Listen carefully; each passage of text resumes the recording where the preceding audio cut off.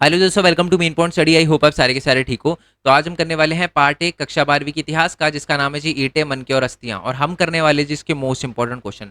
और आपको बहुत अच्छे से पता है कि जब मैं किसी चैप्टर के मोस्ट इंपॉर्टेंट क्वेश्चन की वीडियो बनाता हूं ना, तो उसका मतलब सिंपल है कि जो भी आपके एग्जाम के अंदर क्वेश्चन आने वाला है ना, वो इसी पीडीएफ के अंदर से होने वाला है। ठीक है, जो भी 3 मार्क्स, 5 मार्क्स और 8 मार्क्स का क्वेश्चन होगा ना, वो इसी पीडीएफ के अंदर से होगा। ठीक है, और ये बात मैं कोई नई नहीं बता रहा। जो बच्चे 11th में मेरे साथ पढ़े उनको बहुत अच्छे से पता है कि पूरा का पूरा पेपर जो होता है ना, वो छप के आता है। ठीक है, पूरा का पूरा पेपर जो है ना, वो उन्हीं क्वेश्चन के अंदर से होता है जो मैं आपको देता हूँ।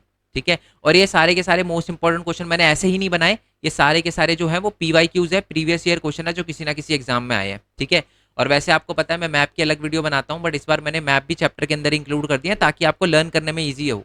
ठीक है, आप चैप्टर को अच्छे से कर पाओ और एक चैप्टर से रिलेटेड उसके मैप कर पाओ। ठीक है, बट हाँ, जैसे कि आपको पता है पिछली बार भी बच्चों के 100 आउट ऑफ 100 आए थे। ठीक है, 7-8 बच्चों के आए थे, बट इस बार ट्राई करेंगे कि आराम से 30-40 बच्चों के 100 आउट ऑफ 100 आए, हिस्ट्री में भी और पोल साइंस में भी। ठीक है, तो जब मैंने पिछली बार भी बच्चों से पूछा था कि आपने क्या एक्स्ट्रा करा, उन्होंने बोला सर कुछ नहीं एक्स्ट्रा करा। चैप्टर की वीडियो देखी, चैप्टर समझा। मैंने जो बना रखे हैं चैप्टर की वीडियो, लिंक नीचे डिस्क्रिप्शन में दे रखा होगा, इस चैप्टर का भी दे रखा है, प्लस हर एक चैप्टर के एमसीक्यू। ठीक है, याद रखना, अगर आपने हर एक चैप्टर के 60 से 70 एमसीक्यू कर लिए ना, तो हो ही नहीं सकता चैप्टर के अंदर से एमसीक्यू और आप छोड़ के आ जाओ, हो ही नहीं सकता। तो एमसीक्यू की वीडियो का लिंक भी नीचे डिस्क्रिप्शन में दे रखा है इस चैप्टर की, प्लस पीवाईक्यूज। और मैं हर चैप्टर के पीवाईक्यूज अपलोड करूंगा, और पीवाईक्यूज तो बिल्कुल देखना मत भूलना। एक छोटी सी ट्रिक और बता देता हूं मैं, और ये है ना ट्रिक सिर्फ उन बच्चों के लिए है जिनका एग्जाम है। ठीक है, और उन्होंने अभी तक कुछ नहीं पढ़ा चैप्टर से रिलेटेड।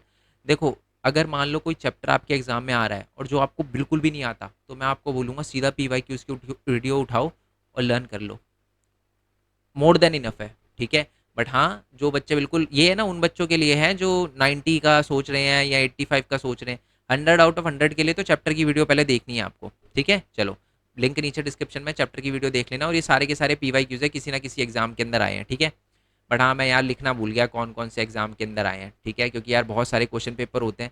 अब मैं ऐसे ढूंढता गया तो फिर मेरे को बहुत दिक्कत आएगी, है ना। पहले मैंने लिख लिया, फिर मेरे को याद आया ये तो लिखा ही नहीं यार, कौन से साल में आया था। ठीक है, तो ये वैसे सारे पीवाईक्यूज ही हैं, पता ही है आपको। ठीक है, चलो जी, तो पहले क्वेश्चन पे आते हैं। पहला क्वेश्चन यही है कि हड़प्पा सभ्यता में कृषि के अवशेषों की व्याख्या कीजिए। या घुमा फिरा के क्वेश्चन ये भी पूछा जा सकता है कि हमें कैसे पता चलता है कि हड़प्पा सभ्यता में कृषि जो है वो होती थी। ठीक है, तो आपको बताना है कि किन चीज़ों से हमें पता चलता है कि हड़प्पा सभ्यता में कृषि होती थी। तो ये सारा का सारा हमारा आंसर आप देख सकते हो, मैंने नोट्स का ही पेज जो है उसको स्क्रीनशॉट यहाँ पर लगाया हुआ है। ठीक है, यानी नोट्स के अंदर सारी चीज़ें कवर करवा रखी है। तो देखो, चोलिस्तान के अंदर और हमारा बनावली के अंदर है ना, हमें मिट्टी से बने हल मिले हैं, जिससे हमें पता चलता है कि हाँ यार, हल है तो खेती भी होती होगी। नेक्स्ट उसके बाद हमें हमारी कालीबंगन, जो कि राजस्थान में पड़ता है, वो भी हड़प्पा की एक जगह है, साइट है, क्षेत्र है, जहाँ पर हमें है ना जुते हुए खेत के साक्ष्य मिले हैं, यानी जुते हुए खेत मिले हैं, जिससे हमें पता चलता है यार खेती तो होती होगी यहाँ पर। और साथ में हमें ये भी बात पता चली है कि जो है ना एक दूसरे को समकोण पर काटते थे, जो खेत है ना, हल से एक दूसरे को समकोण ऐसे काटा गया है। इससे पता चलता है यहाँ पर अलग, यहाँ पर अलग, यहाँ पर अलग, यहाँ पर, यानी एक साथ ही 3-4 अलग अलग फसल की खेती करी जाती थी। ठीक है, ओके। अफगानिस्तान के अंदर एक जगह है शुरतुगई, जो भी हड़प्पा की साइट है, वहां पर हमें नहरों के भी अवशेष मिले हैं। नहरें वगैरह पता है ना आपको, नदियों के साथ में बनाई जाती थी, ताकि जो नहरों का मतलब नहरें बनाई जाती थी ताकि वो पानी खेतों में भेजा जा सके। तो नहरें हैं तो इसका मतलब खेत भी होंगे, खेत हो गए यानी कृषि भी होती होगी। लास्ट है कि धोलावीरा, जो कि गुजरात के अंदर पड़ता है, वहां पर जलाशय वगैरह भी मिले हमें। ठीक है, जो कि माना जाता है कि कृषि की जो फसल है ना, उसको सींचने के लिए उसका प्रयोग किया जाता था। ठीक है, तो इन सारे अवशेषों से हमें पता चलता है कि जी खेती तो होती थी। नेक्स्ट वाले पे आते हैं। नेक्स्ट वाला क्वेश्चन है कि हड़प्पा सभ्यता जो है वो दो में विभाजित थे, उनकी व्याख्या कीजिए। घुमा फिरा के पूछा जा सकता है, दुर्ग की विशेषता बताओ, निचला शहर की विशेषता बताओ, या दुर्ग और निचले शहर में अंतर बताओ। अब सर एक क्वेश्चन क्या है, समझा नहीं, तो पहले मैं समझा देता हूँ ये क्वेश्चन है क्या। देखो, मोहनजोदाड़ो में जो सभ्यता थी ना, वो दो में विभाजित थी। कौन कौन सी? एक तो थी हमारी दुर्ग, और दूसरा थी निचला शहर। और देखो उसी की विशेषता और अंतर पूछा गया। ठीक है, समझ आ गया ना। तो देखो अब आ जाते हैं आंसर पे। तो जैसे कि मैंने बता ही दिया कि जो हमारा मोहनजोदड़ो है, देखो मैं आपको ये बात भी बता दूं, ठीक है, कि जो भी क्वेश्चन पेपर मैंने उठाया ना, जो भी क्वेश्चन पेपर उठाया ना, उसमें मोहनजोदड़ो से रिलेटेड तो क्वेश्चन था ही था। किसी में 3 मार्क्स में था, किसी में 5 में था, 8 में था, बट था ये क्वेश्चन, तो मैंने देखा भाई होता ही है। और इसका एक जल निकास प्रणाली वाला क्वेश्चन वो भी आएगा नीचे, वो तो मतलब मैं देख के ही थक गया कि यार सबसे ज्यादा जल निकास प्रणाली वाला क्वेश्चन पूछा गया था मोहनजोदड़ो से रिलेटेड। बट पहले ये सभ्यता वाला पढ़ लेते हैं कि जो मोहनजोदड़ो की सभ्यता है, दो में कौन कौन से में विभाजित है। ठीक है, तो सबसे पहले तो मैं आपको बता दूं कि मोहनजोदड़ो में दो में विभाजित है, मोहनजोदड़ो सभ्यता। तो उसमें होता क्या है कि कुछ है ना, कुछ जगह ऐसी है मोहनजोदड़ो में जो ऊपर की तरफ बनाई गई है, जो छोटी सी जगह है बट ऊपर की तरफ बनाई गई है, जिसे हम दुर्ग कहते हैं। कुछ है जो नीचे की तरफ बनाई गई है, जो बड़ी है, उसको हम निचला शहर कहते हैं। ठीक है, यही बात लिखी हुई है, जो छोटी है लेकिन ऊंचाई पर बनाई गई है उसे दुर्ग कहते हैं, जो कई अधिक बड़ी है बट नीचे की तरफ बनाई गई है उसे हम निचला शहर कहते हैं। ठीक है, अच्छा जी। अच्छा, दुर्ग की ऊंचे होने का क्या कारण था? क्योंकि है ना, दुर्ग को क्या है कि ईंटों के चबूतरे पे बनाया गया था। अब ईंटों के चबूतरे पे बनाया गया था, इसलिए उसकी हाइट जो है वो ऊपर की साइड है।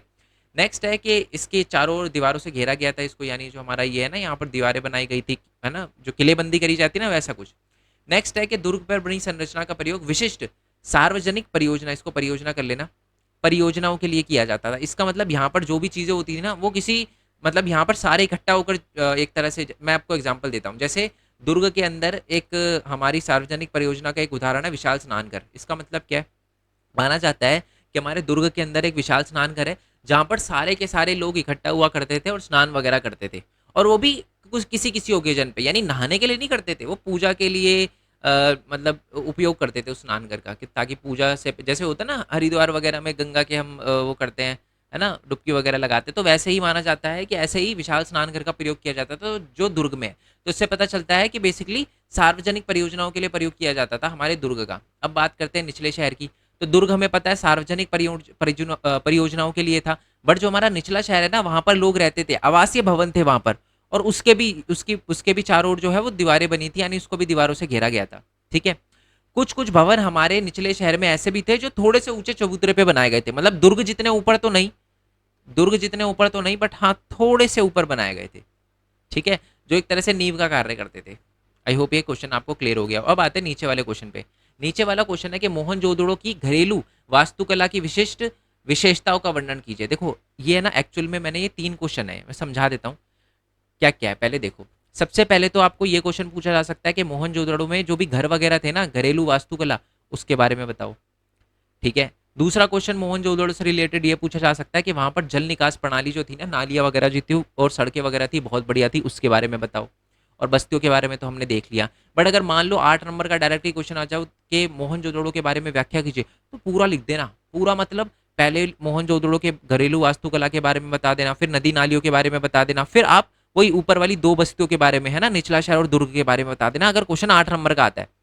अगर ये क्वेश्चन मान लो, ये वाला क्वेश्चन, ये घरेलू वास्तुकला का 5 नंबर का आता है, तो मैं बता रहा हूँ पहले, चलो आंसर पे आ, देखो ये घुमा फिरा के सारे के सारे क्वेश्चन। अब मैं सारे क्वेश्चन रीड करूंगा तो फिर बात ही क्या है, पता ही चलेगी आपको। जैसे कि देखो, नियोजित जल निकास प्रणाली के बारे में मैंने आपको बता दिया, बट अगर पहले घरेलू वास्तुकला के बारे में देख लेते हैं। अगर मोहनजोदड़ो से रिलेटेड घरेलू वास्तुकला का कोई क्वेश्चन आए कि घर वगैरह कैसे होते थे, तो ये लिखना है आपको। क्या लिखना है कि मोहनजोदड़ो का निचला शहर आवासीय भवनों के लिए उदाहरण प्रस्तुत करता था, यानी हमारे जो लोग हैं मोहनजोदड़ो के अंदर, वो निचला शहर में रहते थे, आपको पता ही है।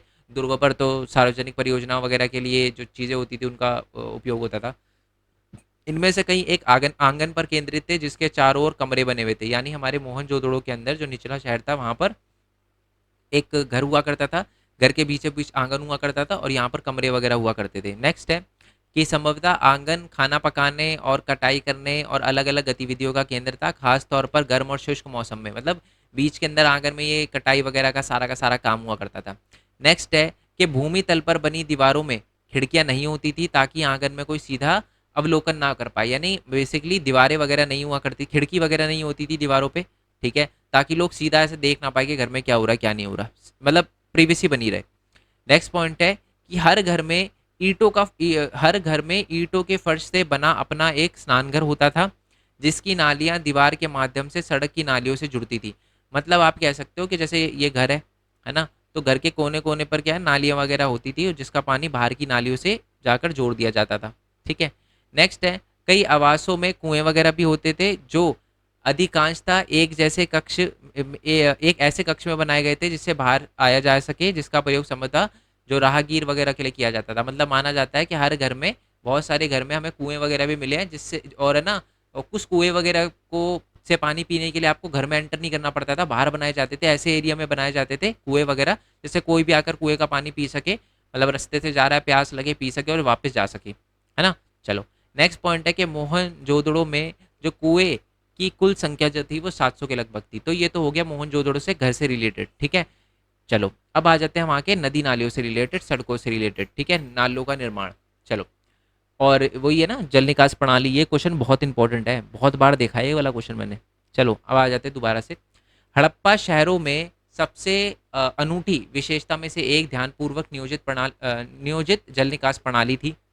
सड़कों तथा नालियों को लगभग ग्रिड पद्धति पर बनाया गया था और ये एक दूसरे को समकोण पर काटती थी। ग्रिड मतलब ऐसे, सड़कें ऐसे बनाई गई थी, एक दूसरे को समकोण पर काटती थी, 90 डिग्री पे काटती थी।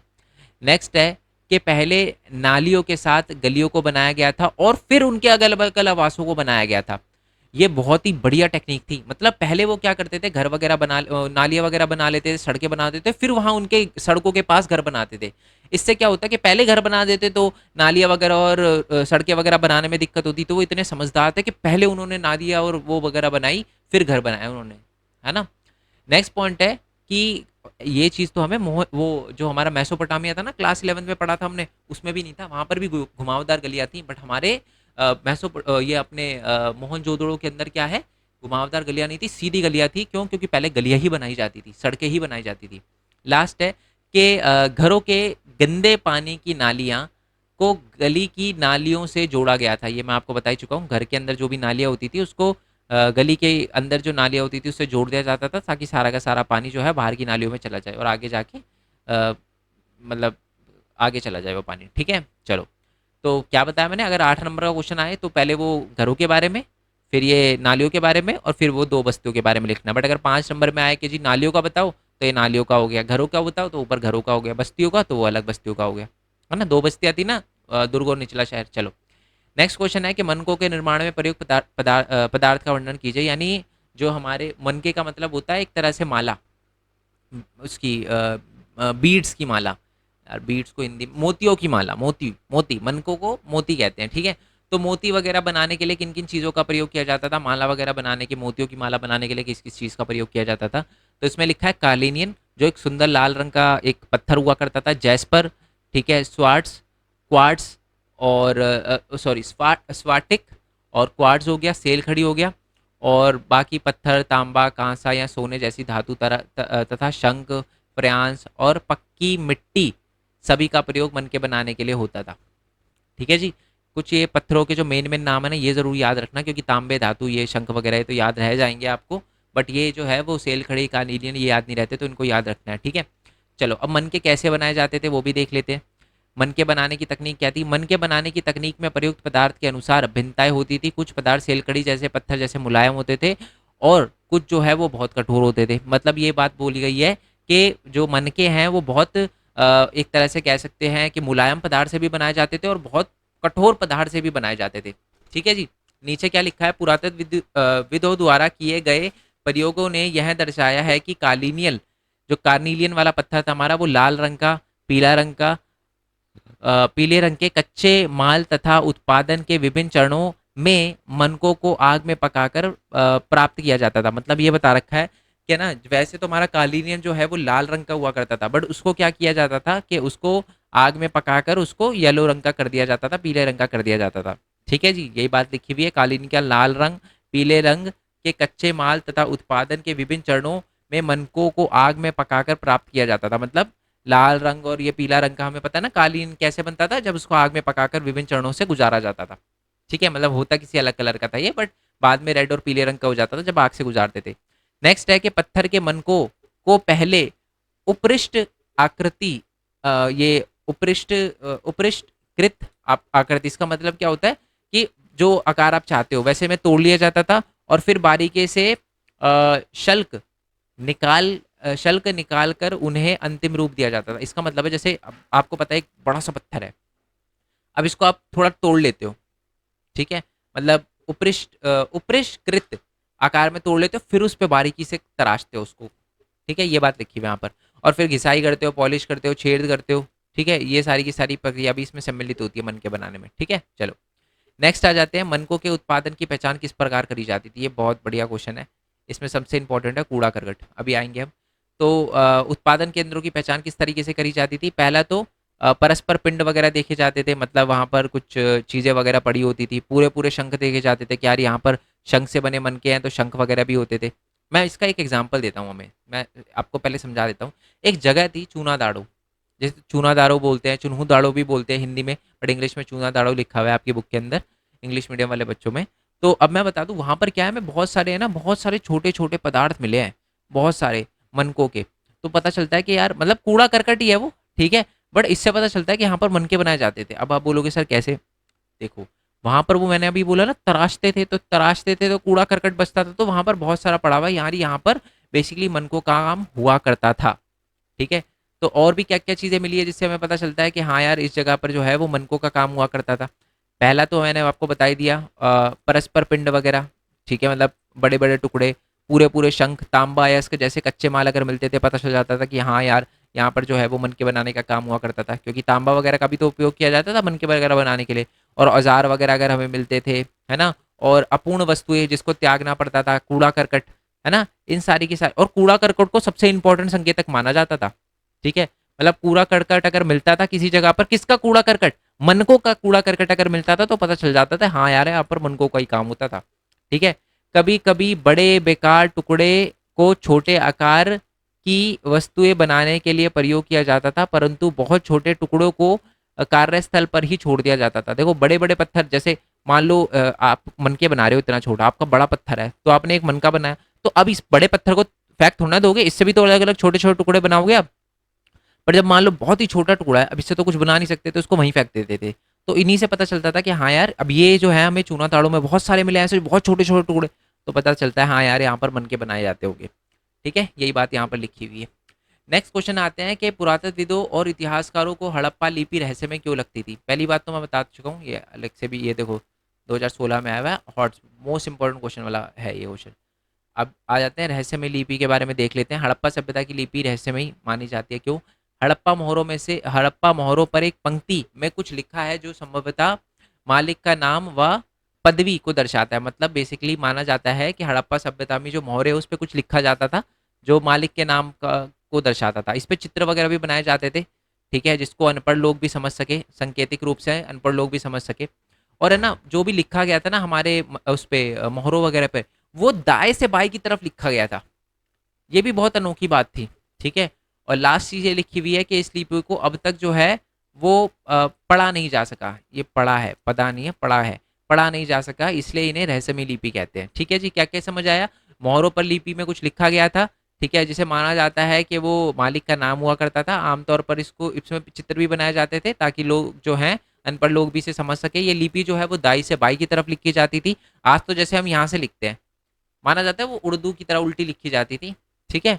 और साथ ही में ये जो लिपि होती थी ये रहस्यमय इसलिए है क्योंकि आज तक इसे कभी पढ़ा नहीं जा सका, आज तक हमें पता नहीं कि उसमें क्या लिखा था एग्जैक्ट, ठीक है, तुक्का ही लगा सकते हैं हम।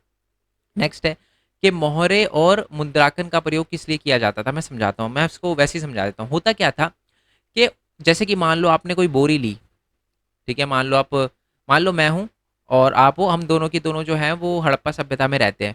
मान लो मैंने एक बोरी के अंदर चीज़ भरी और आपको शिप से आपको भेजी, बोट से, नाव से आपको भेजी, ठीक है। अब क्या पता नाव वाला चोरी कर ले, तो इसके लिए क्या किया जाता था कि जो हमारी ये बोरी है ना, बोरी के ऊपर वो मिट्टी वगैरह लगाई जाती थी और उस पर एक मोहर लगा दी जाती थी, ठीक है। मोहर जो होती थी वो तोड़ तो कोई भी सकता था, बट अगर तोड़ते तो पता चल जाता कि हाँ ये मोहर टूटी हुई है। मैं समझाता हूँ। जैसे कि मान लो मैंने यहाँ पर अपनी नाम की मोहर लगा के भेज दी, अभी आपके पास आई और मोहर एकदम सही सलामत है, तो आपको पता चल जाएगा हाँ यार किसी ने छेड़छाड़ नहीं करी है। बट अगर मोहर थोड़ी सी टेढ़ी मेढ़ी या टूटी हुई मिली तो आपको पता चल जाएगा कि हाँ यार गड़बड़ है, सर ने जो माल भेजा था वो पूरा नहीं आया मेरे पास, नाव वाले ने कोई दिक्कत क्रिएट कर दी। तो वो इसलिए भी यूज़ किया जाता था, और ये भी पहचान करने के लिए भी कि किसने भेजी है किसने नहीं भेजी, है ना। आपको जब मिलेगी मेरे नाम की मोहर तो आपको पता चल जाएगा कि हाँ यार सर नहीं भेजी है, तो इसलिए मोहर का और मुद्रांकन का प्रयोग किया जाता था, ठीक है। चलो नेक्स्ट वाले क्वेश्चन पे आते हैं। शिल्प उत्पादन के लिए हड़प्पा वासियों द्वारा सामग्री प्राप्त करने की रणनीति को स्पष्ट करें। इसका मतलब है कि देखो अगर मनके वगैरह बनाने थे शिल्पकारों को, तो बहुत सारे वो चाहिए थे, सामग्री वगैरह चाहिए थी, बहुत सारे आप कह सकते हो अलग अलग टाइप के पत्थर या जो भी चीज़ें चाहिए थी, तो वो कहाँ से लाते थे। तो मैं आपको बता दूं उनके पास बेसिकली दो तरीके होते थे सामग्री प्राप्त करने के। एक तो है बस्तियां स्थापित करना, जैसे कि मेरे कहने का मतलब है जैसे कि मान लो आप यहाँ पर हो, आप सोने के मतलब कारीगर हो, ठीक है। तो आप क्या करते थे यहाँ पर बस्तियां स्थापित, जैसे कि आपको पता है कि यहाँ पर इस वाले एरिया में सोना वगैरह है और आप सोने के ही कारीगर हो, तो आप सारे के सारे कारीगर को सोने के यहाँ पर ले जाते थे और यहीं पर अपनी बस्ती वगैरह बना लेते और यहीं पर रहते थे।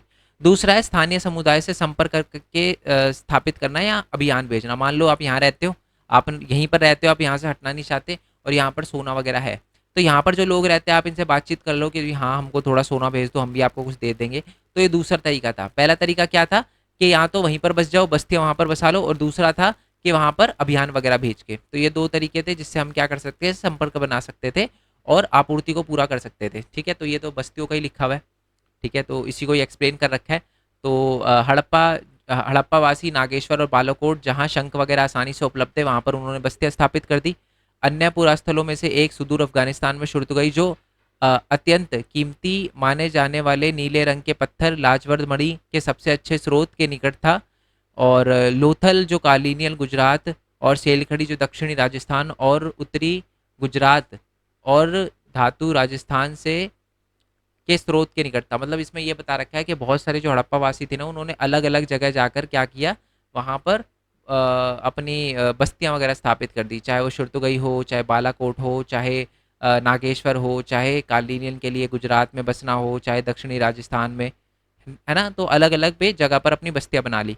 और ये है दूसरा हमारा अभियान भेजना। ठीक है, तो इसमें बता रखा है कच्चे माल प्राप्त करने के लिए अन्य नीति थी राजस्थान के खेतड़ी अचल, ये खेतड़ी अचल जगह का नाम है, तांबे के लिए दक्षिण के में सोने के लिए जैसे स्थानों पर अभियान भेजना।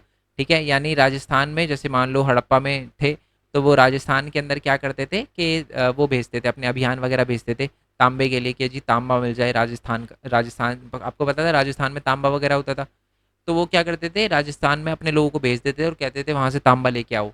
यहाँ साउथ इंडिया के अंदर क्या था, सोना वगैरह था, तो कहते थे वहाँ से सोना वगैरह लेके आओ। ठीक है, इन अभियानों के माध्यम से स्थानीय समुदाय के साथ संपर्क स्थापित किया जाता था। इन स्थानों पर मिली हड़प्पाई वस्तुएं इन संपर्कों की संकेतक है। खेतड़ी क्षेत्र में मिले साक्ष्यों को पुरातत्वविदों ने गणेश्वर जोधपुरा संस्कृति का नाम दिया। यानी खेतड़ी क्षेत्र में जो ये साक्ष्य मिले हैं ना पुरातत्वविदों को, ठीक है, कि यहाँ पर अभियान वगैरह चलाए थे, तो इस संस्कृति को ही गणेश्वर जोधापुर संस्कृति का नाम दिया गया है। इस संस्कृति में मृद भांड हड़प्पाई मृद भांड से भिन्न थे। यानी माना जाता है, क्योंकि यहाँ पर अभियान भेजे जाते थे, माना जाता है कि जो मटके हैं ना यहाँ के, मृद भांड जो है, बर्तन वगैरह है हमारे खेतड़ी के, वो थोड़े से ना बाकी हड़प्पा की जो जगह थी ना उससे थोड़े से अलग है। ठीक है, तो ये दो तरीके थे जिससे सामान वगैरह प्राप्त किए जाते थे, एक तो अभियान भेजकर और एक बस्तियां बसाकर। ठीक है, चलो नेक्स्ट है कि हड़प्पा सभ्यता के अंत के कारण की व्याख्या कीजिए। कि अंत कैसे हुआ, या घुमा फिरा के क्वेश्चन आ सकता है, 2009 में भी आया हुआ हॉट्स का क्वेश्चन है कि आपकी राय में 1800 ईसा पूर्व के परिपक्व हड़प्पा सभ्यता के पतन के कौन कौन से कारक जिम्मेदार है। तो ये सारे कारक लिखे हुए हैं। पहला, जलवायु परिवर्तन। कुछ विद्वानों ने तर्क दिया कि हड़प्पा सभ्यता का अंत वनों की कटाई, अत्यधिक बाढ़, नदी को सूख जाना, मार्ग बदल लेना कारण शामिल है सारे के सारे। ये ठीक है, जलवायु परिवर्तन के अंदर ही आते हैं सारे के सारे। कुछ मानते हैं कि शहरों का पतन तथा परित्याग, मतलब बहुत सारे लोगों ने क्या किया कि अलग अलग शहरों से वो निकल गए और दूसरी जगह पर उन्होंने बसना स्टार्ट किया, तो माना जाता है इस वजह से शहरों का पतन हो गया। तीसरा रीज़न माना जाता है कि बाहर की जो दूसरी संस्कृति है उन्होंने आक्रमण वगैरह कर दिया, या कोई संक्रामक बीमारी फैल गई तो बहुत सारे लोग मर गए, ये सारी की सारी चीज़ें, इसकी वजह से माना जाता है हड़प्पा सभ्यता का अंत हो गया। और लास्ट माना जाता है कि आर्यन इन्वेजन थ्योरी, इसके बारे में हम चैप्टर नंबर 2 में पढ़ेंगे। पर माना जाता है कि जो यूरोप है ना, पश्चिमी यूरोप, वहाँ से बहुत सारे लोग आए थे भारत के अंदर या हड़प्पा सभ्यता के अंदर, और हड़प्पा सभ्यता को उन्होंने खत्म कर दिया। इसी चीज़ को हम आर्यन इन्वेजन थ्योरी कहते हैं। ठीक है, चलो नेक्स्ट क्वेश्चन आप आते हैं। हड़प्पा सभ्यता के केंद्रीय अधिकार पर पुरातत्व की राय का वर्णन कीजिए।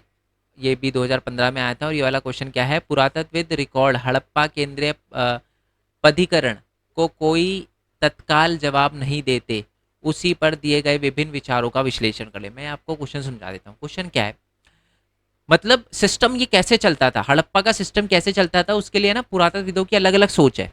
अब सिस्टम सर क्या मतलब है, सिस्टम है ना, SYSTUMM, है ना ये वाला सिस्टम, एलवी यादव वाला सिस्टम। अरे मजाक कर रहा हूँ। चलो दोबारा टॉपिक पे आते हैं।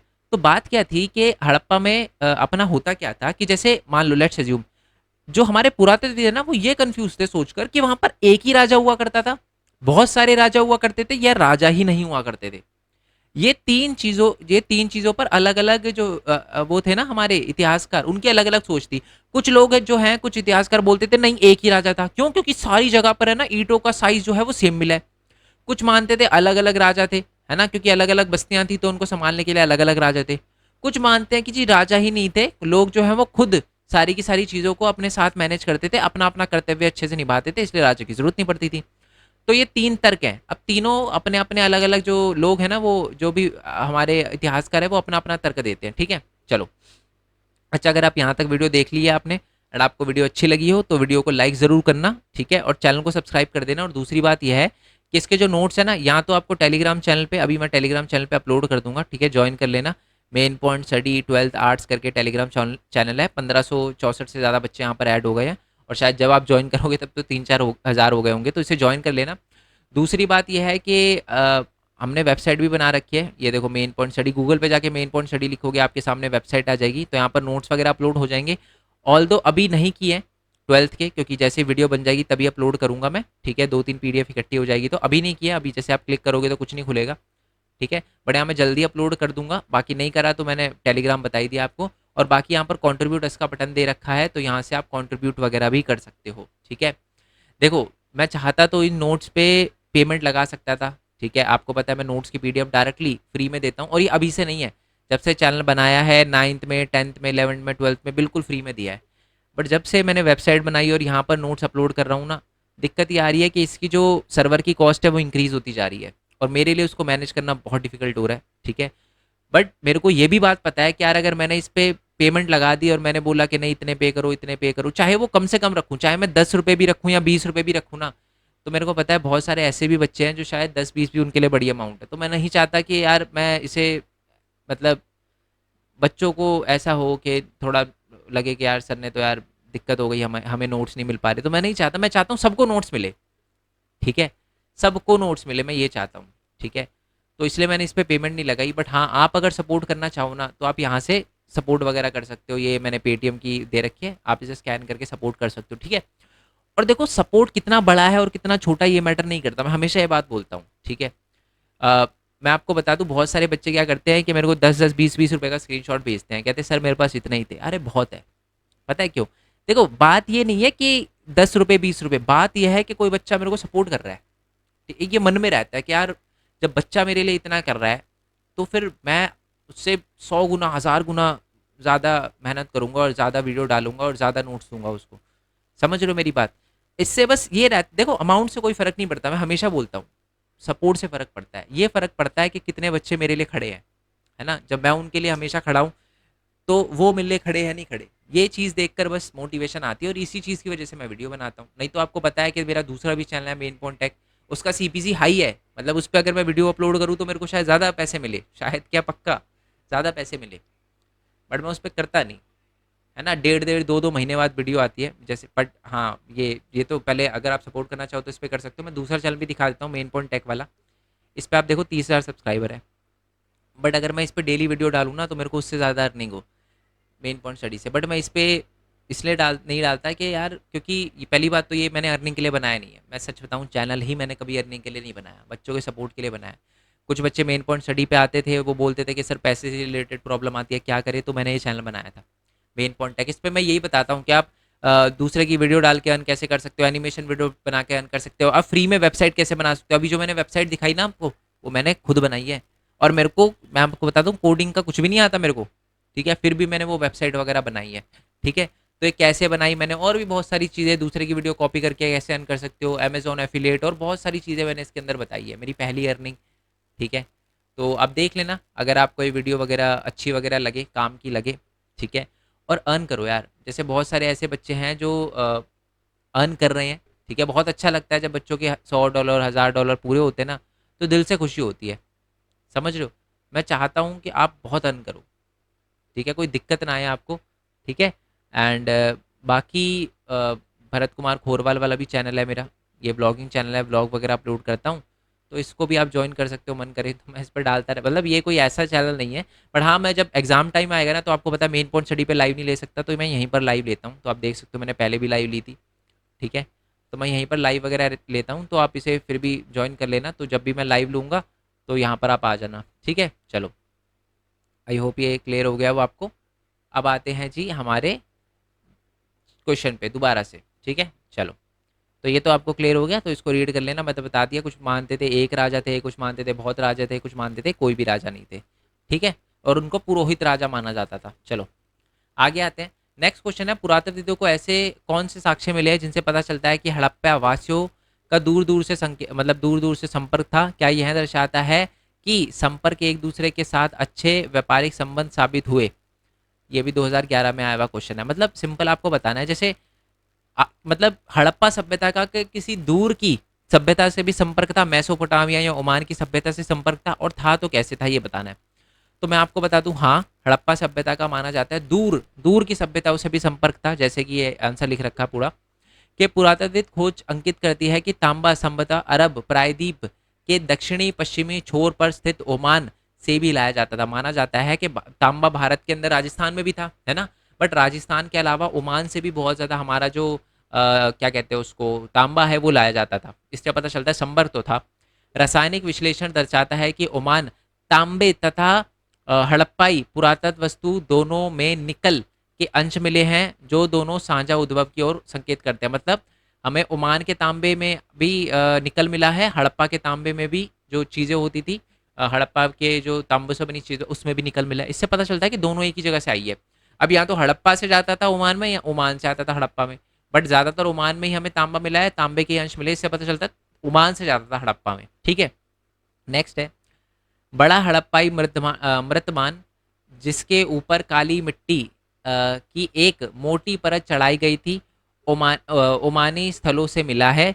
ऐसी मोटी परत तरल पदार्थ के रिसाव को रोक देती है। ऐसा माना जाता है कि हड़प्पा सभ्यता में लोग इसे रखे सामान को ओमानी तांबे से विनिमय करते थे। इस मैं आपको पिक्चर दिखा देता हूँ पहले उसकी, यहाँ पर किसकी बात हो रही है, ठीक है। इससे समझना थोड़ा सा ईजी होगा आपके लिए।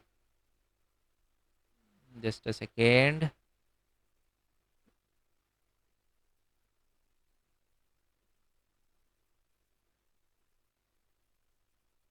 अरे कहाँ गया यार वो, एक मटका सा था, ठीक है।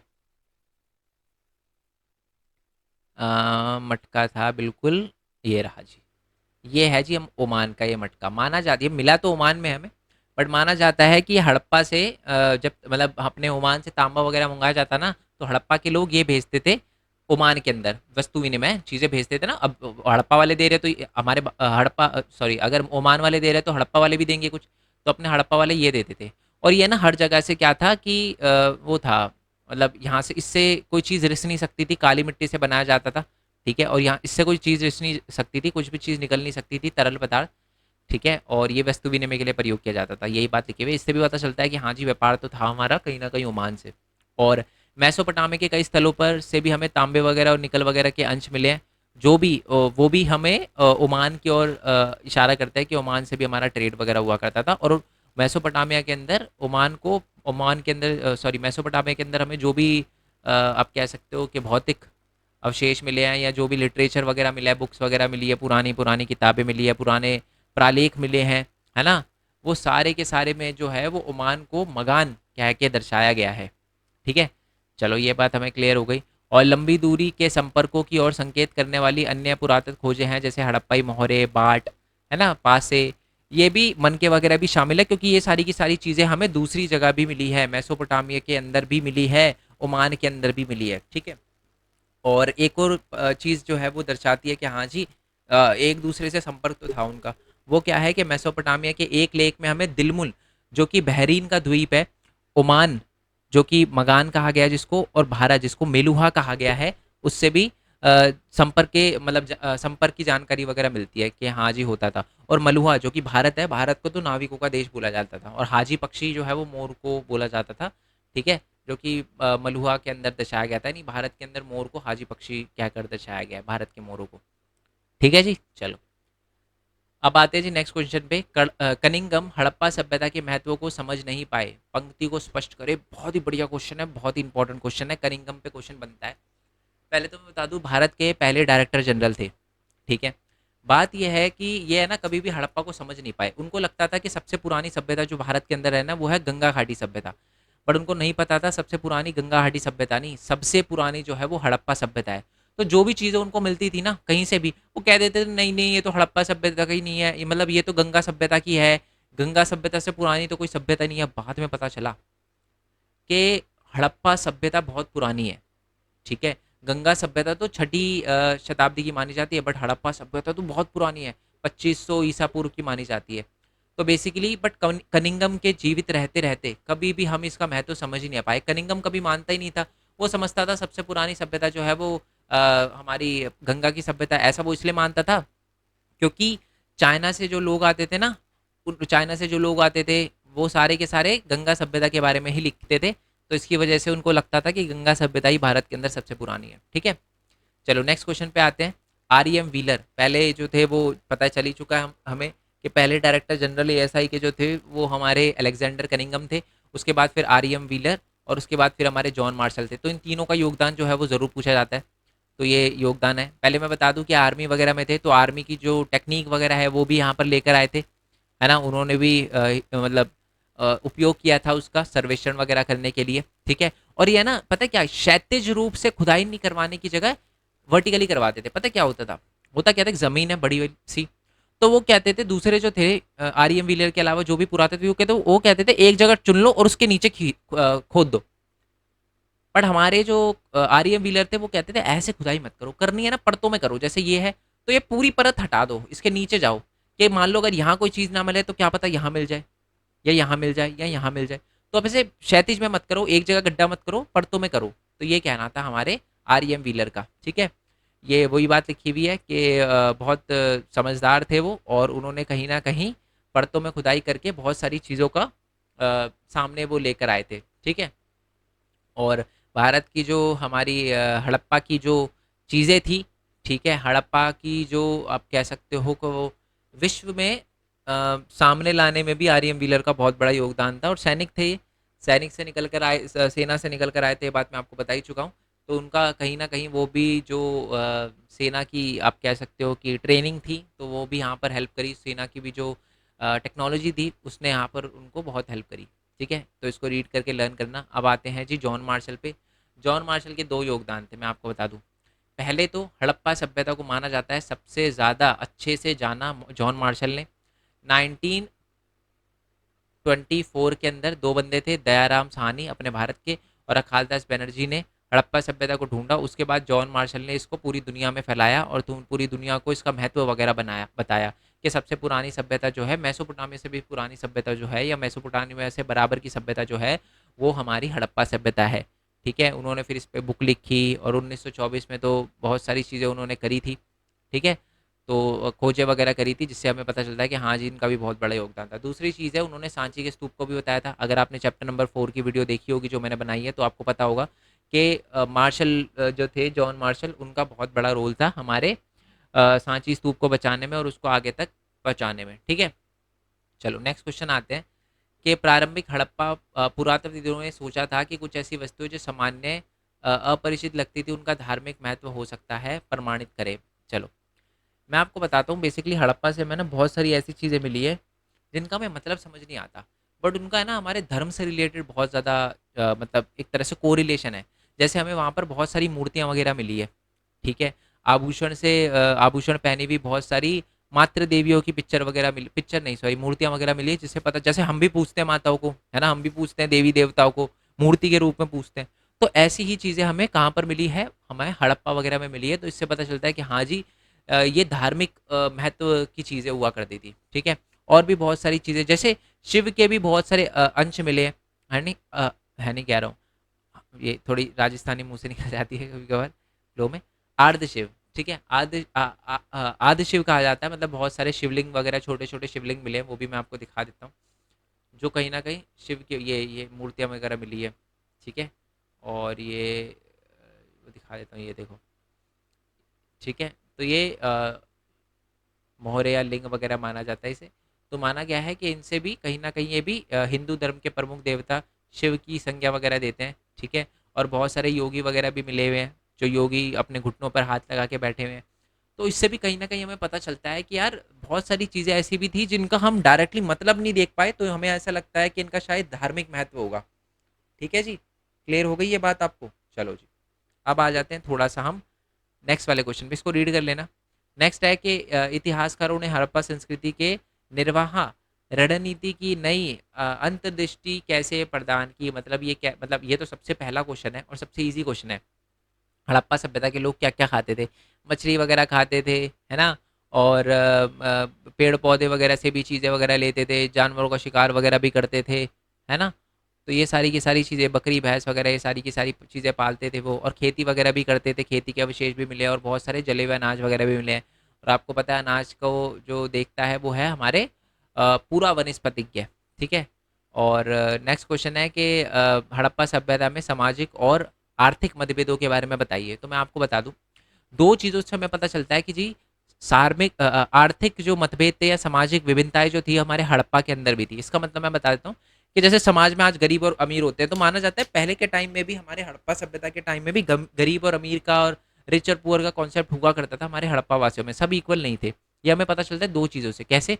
पहले तो पता चलता है कि हमें जब लोगों को गाड़ा जाता था ना, तो कुछ लोगों के साथ हमें बहुत सारी चीज़ें मिली है और कुछ लोगों के साथ कुछ भी नहीं मिला। तो इससे पता चलता है कि जी अमीर और गरीब का कॉन्सेप्ट होता था, है ना? जो अमीर थे उनके उन्होंने तो अपने पुनर्जन्म में विश्वास रखते थे, सोचते थे कि यार चीज़ें रखेंगे इनके साथ तो इनको अगले जन्म में यूज़फुल रहेगी, है ना? बट कुछ के साथ नहीं मिली, शायद वो गरीब थे इसलिए नहीं मिली। तो ये चीज़ हमें बताती है कि जी आर्थिक भिन्नता तो थी और सामाजिक भिन्नता भी थी। और दूसरी चीज़ है कि जी चीज़ मतलब बहुत सारी चीज़ें, चीज़ें मतलब जैसे कि ओमान से आए हुए बहुत सारी चीज़ें, है ना? और भी बहुत सारे मृत भांड वगैरह जो कि महँगे-महँगे होते थे, जो उस जगह पर नहीं मिलते थे, है ना? जो ऐसी चीज़ों से बने हुए थे जो वहाँ पर नहीं मिलती थी। तो इससे भी पता चलता है कि यार ये वही लोग रखते होंगे जो अमीर होंगे। तो इससे भी हमें अमीर और गरीब का कॉन्सेप्ट जो है पता चलता है हड़प्पा सभ्यता में, और यही वो लिखा हुआ है पूरा का पूरा आंसर, एक बार रीड कर लेना। नेक्स्ट वाले क्वेश्चन पे आते हैं, और ये सपोर्ट मटेरियल का क्वेश्चन है और ये बहुत इंपॉर्टेंट क्वेश्चन है। वो ये है कि हड़प्पा सभ्यता की देन और उपलब्धियों का कौन-कौन सी है? मतलब हमें हड़प्पा सभ्यता से क्या-क्या चीज़ें मिलती है?